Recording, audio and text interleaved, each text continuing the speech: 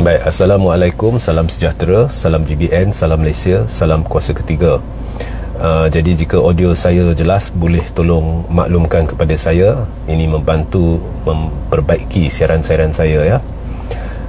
Jadi hari ini live saya cukup ringkas. Ianya hanya untuk mengajukan satu persoalan. Dan persoalan ini timbul atas pendedahan tak silap saya oleh Cikgu Bat kot ya, ada pendedahan oleh Cikgu Bat kot. Okey, so dalam pendedahan yang saya baca dan tengah tular, okey, ada bil milik yang berkait dengan rumah banglo mewah Anwar Ibrahim, bil elektrik kot atau bil air ya, ini anda perlu rujuk lah. Dan dari situ timbul persoalan, adakah rumah mewah yang Anwar duduk ya, rumah kediaman rasmi Anwar selaku PMX ya, dimiliki oleh seorang tauke Cina. Dan berdasarkan persoalan-persoalan berbangkit selepas pendedahan ini, didapati Anwar telah mengisytiharkan aset sebanyak 11 juta. Itu yang dimaklumkan oleh pihak yang mendedahkan. Dan didedahkan Wan Azizah pula hanya mengisytiharkan aset 1 juta. Jadi kalau total Anwar dengan Wan Azizah 12 juta lebih lah mereka isytihar aset. Okey. Tetapi menurut pihak yang mendedah, di dalam pendedahan itu tidak pula ada pendedahan rumah mewah banglo milik Anwar. Tidak pula ada pendedahan kereta-kereta mewah milik Anwar. Okey, tidak ada. Itu menurut pihak yang mendedah dan berita yang tengah tular tu. Tetapi persoalan timbul, jadi siapa yang biayai rumah Anwar ataupun memiliki rumah Anwar? Dan tambah pula wujud bil di mana rumah itu di bawah nama seorang Cina, tauke Cina. Okey. Jadi benda ni perlu disiasat rapi. Sebabnya kalau kita lihat sebelum PRU 15 dan sebagainya, Anwar ke sana ke sini kerap dilihat dalam kereta mewah, malah lepas PRU 15 pun ada dilihat dalam kereta-kereta mewah. Jadi persoalannya, siapa yang taja kereta-kereta mewah ini? Dan siapa yang taja rumah Anwar? Takkan Perdana Menteri, seorang yang bergelar Perdana Menteri, tengah sewa satu banglo mewah daripada seorang tauke Cina? Jadi jika perkara ini berlaku kepada orang biasa, orang awam biasa dan sebagainya, kita tidak perlu syak begitu, menimbulkan syak. Ya, bukan satu perkara yang besar. Orang nak sewa-sewa lah, orang nak beli-belilah. Tapi memandangkan ini melibatkan Perdana Menteri, jadi benda ni sudah jadi serius. Sebab kita nak tahu, adakah mungkin Anwar sedang menyimpan harta yang tidak diisytiharkan dengan menggunakan proksi? Kerana proksi ni bukan perkara baru dalam dunia perniagaan, dalam dunia di dunia lah. Okey. Kalau kita cerita dari sudut penyelewengan harta, dana harta dan sebagainya, banyak digunakan proksi. Malah UMNO sendiri guna proksi, nominis dan proksi ya. Banyak duit UMNO sejak dari tahun 90-an dia duduk dalam milikkan proksi dan nominis ya. So maknanya kalau kita lihat akaun UMNO, duit yang ada tu bukan mencerminkan duit sebenar milik UMNO, sebab banyaknya tidak diisytiharkan oleh UMNO dalam akaun dia kerana ianya duduk dalam akaun orang-orang lain. Saya pun contohnya, saya nak sesiapalah nak selindungi harta dia, dia boleh guna proksi. Contohnya saya beri contohlah, seorang ahli politik, dia hendak pastikan dia ada dana yang banyak untuk tujuan kempen pilihan raya, tapi dia tak berurusan dengan orang yang memberi derma dana itu secara terus. Mungkin dia gunakan seorang tauke untuk membuat urusan perniagaan dengan dengan penderma tu ataupun orang yang akan beri dana pilihan raya itu.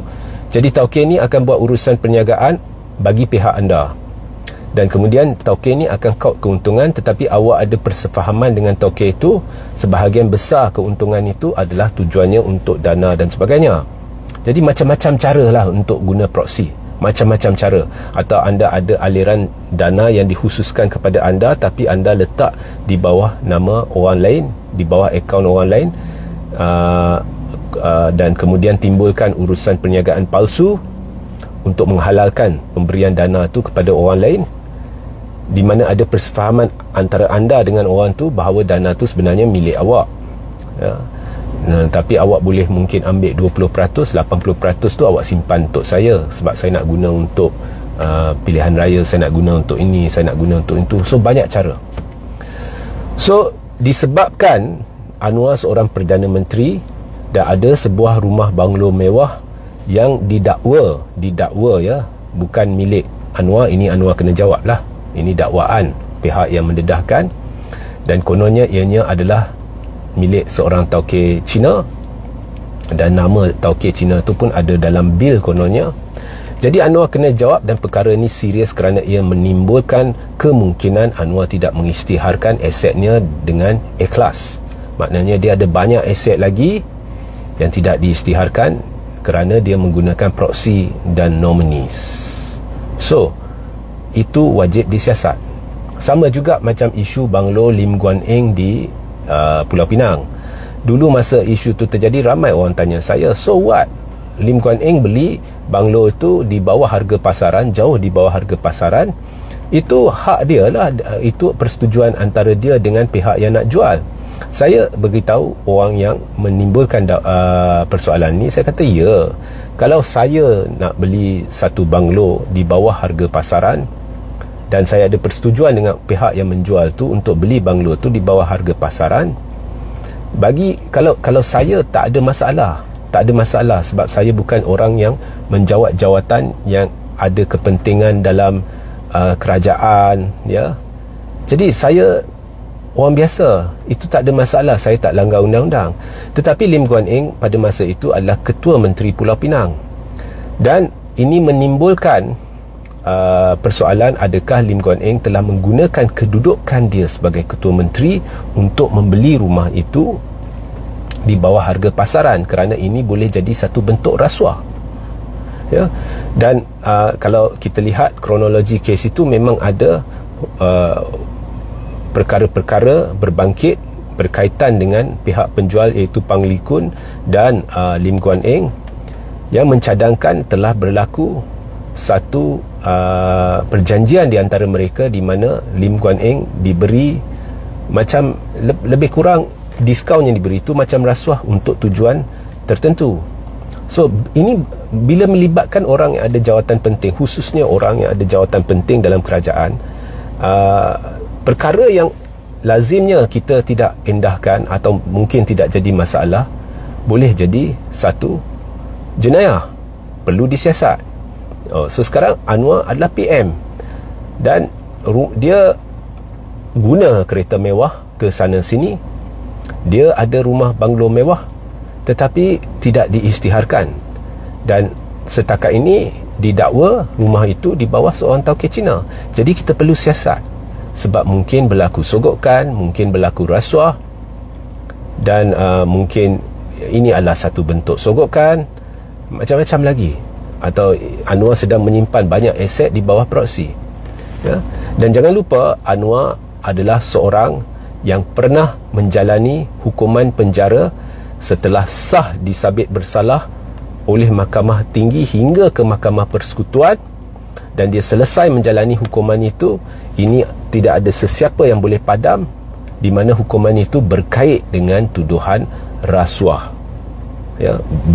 Biar banyak mana Anwar nak cerita rasuah, ketirisan, orang yang tengah cerita ni, dia sah telah menjalani hukuman penuh, sah pernah terlibat dalam satu kesalahan berkait rasuah. Okey. So ini meningkatkan lagi risiko berlaku sesuatu yang mencurigakan, yang perlu disiasat. So Anwar selalu beritahu dia ikhlas, dia jujur, dia terbuka kalau ada apa-apa siasat ni lah. Siasat ni tidak ada sebab Anwar tidak akan mulakan siasatan terhadap diri dia. Sebab dia sendiri kata kalau nama anak saya ke siapa ke beritahu kita siasat, siasat lah ni. Sebab ini sudah menjadi perkara serius. Ada dakwaan. Ini perkara teramat serius. Lebih kurang sama macam kes Lim Guan Eng. Cuma awak ini bukan melibatkan penjualan atau pembelian banglo, tetapi awak PM dan banglo awak tu bukan di bawah milikkan anda.